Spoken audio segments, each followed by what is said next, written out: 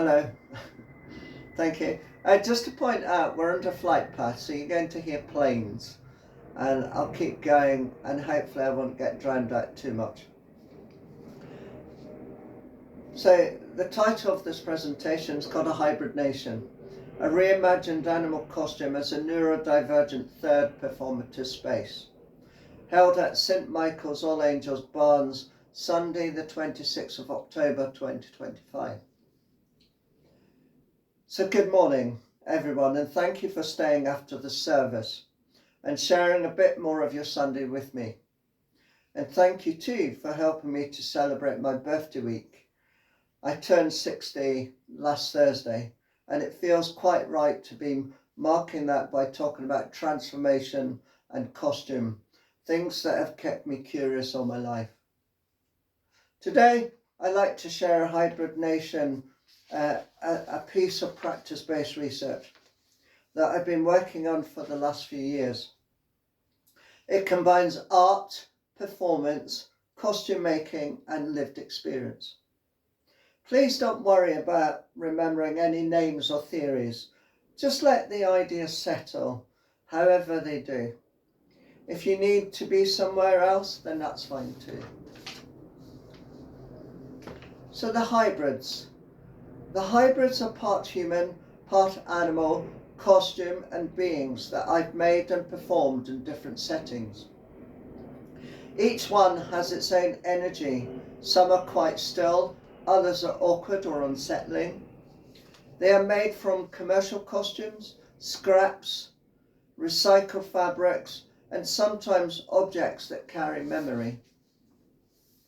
When I wear one, I don't entertain or act. It becomes a moment of live interaction and encounter.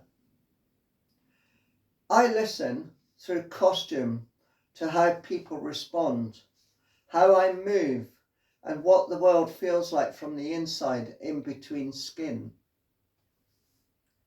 So why I started? The project began with a sense of frustration and limitation that gradually turned into curiosity about identity and difference. So much of the world asks us to be one clear thing, male or female, human or animal, normal or different, British or not. But life isn't like that. We all have our own sense of who we are, and we express it in many ways. I began wondering if a costume, especially an animal one, could make those hidden expressions visible. When I put on furs and feathers, I'm not pretending to be an animal. I'm exploring what it feels like to become something else for a while. So let's get my page ready. It gives me permission to move differently, think differently, even breathe differently. So in my early practice, one of the first performances was in Barnes. Some of you might have seen the White Rabbit wandering near the river or sitting on a wall, waving at friends and opera singers from their windows. At first people laughed, then they got curious. Adults pointed me out to their children. Some children cried, others stared. I stayed silent, using small gestures, letting the rabbit simply be there.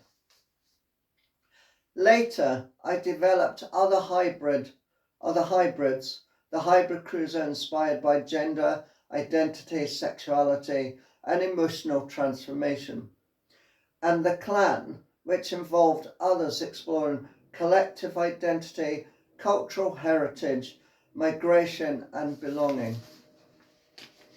Each performance helped me understand costume as more than decoration or fancy dress.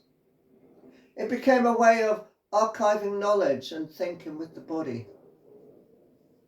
So what are the ideas around the work? Well, when I look back at these experiences, I think about connection. No one is the same, yet we can still tune in to one another. That tuning in is what I call the performative third space, a term from Homi K. Bhabha, who described the third space as a meeting point where cultures mix and something new can emerge. For me, that space isn't only cultural, it's physical and emotional. It's the space inside the costume between human and animal, performer and audience. Judith Butler says that identity is something we perform. When I become White Rabbit and other hybrids, I'm performing possibilities, exploring different ways of being and expressing self. This fluidity became clear when someone once told me she had only just realised that the three people her friend had described, Barnes, White Rabbit and Spike, were all me.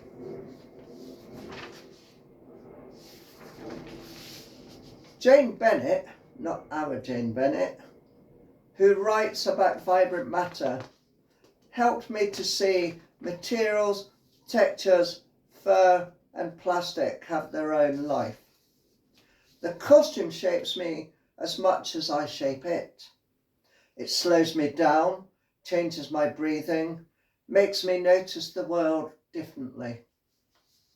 And Jacques Derrida, writing about animals, asked, what happens when an animal looks back at us?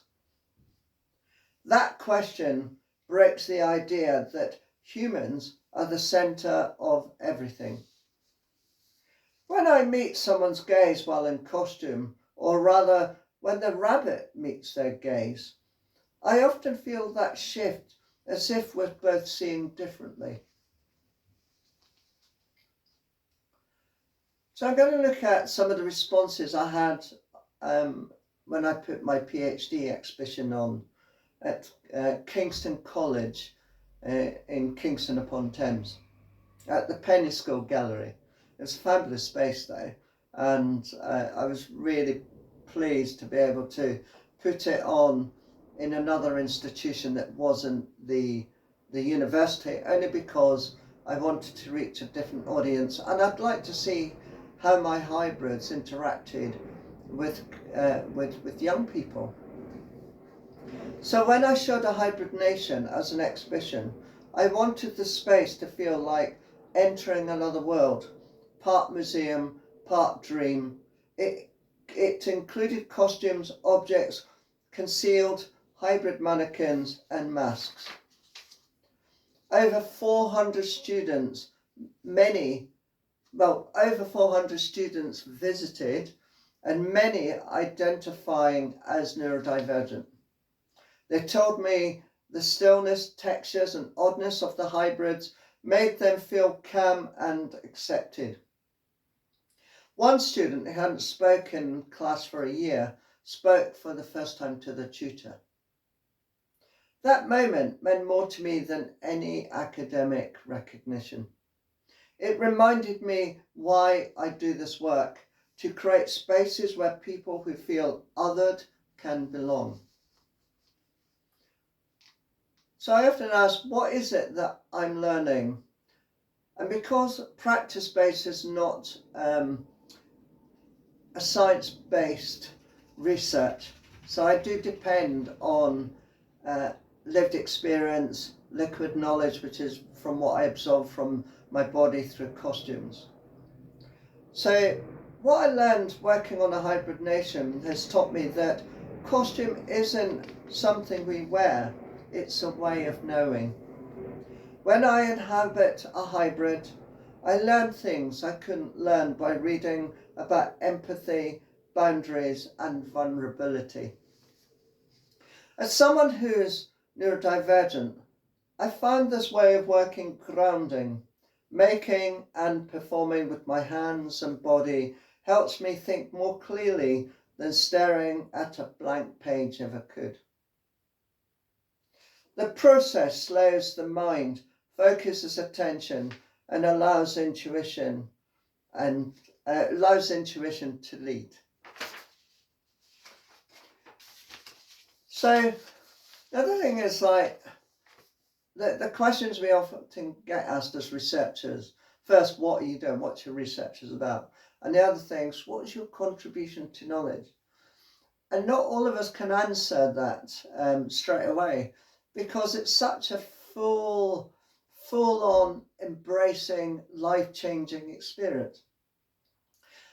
But I've got to get clear on this, because when my examiners ask, what is your contribution to knowledge? I have to know what my work, my research is actually contributing to the academic field. So I was looking at a hybrid nation shows that the space of transformation between human and animal, between self and other, can be a tool for understanding identity from a neurodivergent perspective.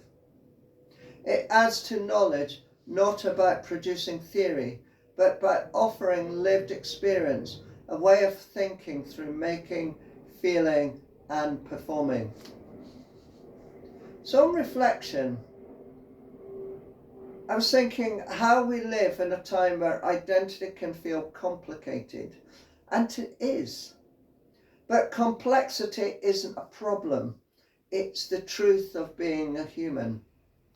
Through a hybrid nation, I've learned that hybridity isn't about confusion, it's about connection.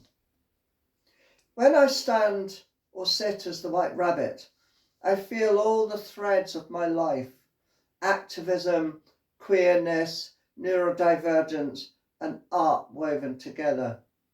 In that moment, I'm not hiding, I am visible in a new way. And hopefully that visibility invites others to see themselves differently too. So thank you for listening and for sharing your time with me. There'll be time to ask questions, but please approach me, have a glass of champagne, enjoy the cakes and the nibbles. And once again, I really appreciate you giving me this opportunity just to share a fragment of my research. And I'm really grateful for all your support over the years and your interest, encouragement. So my way of saying thank you, come and have a drink. And thank you for coming.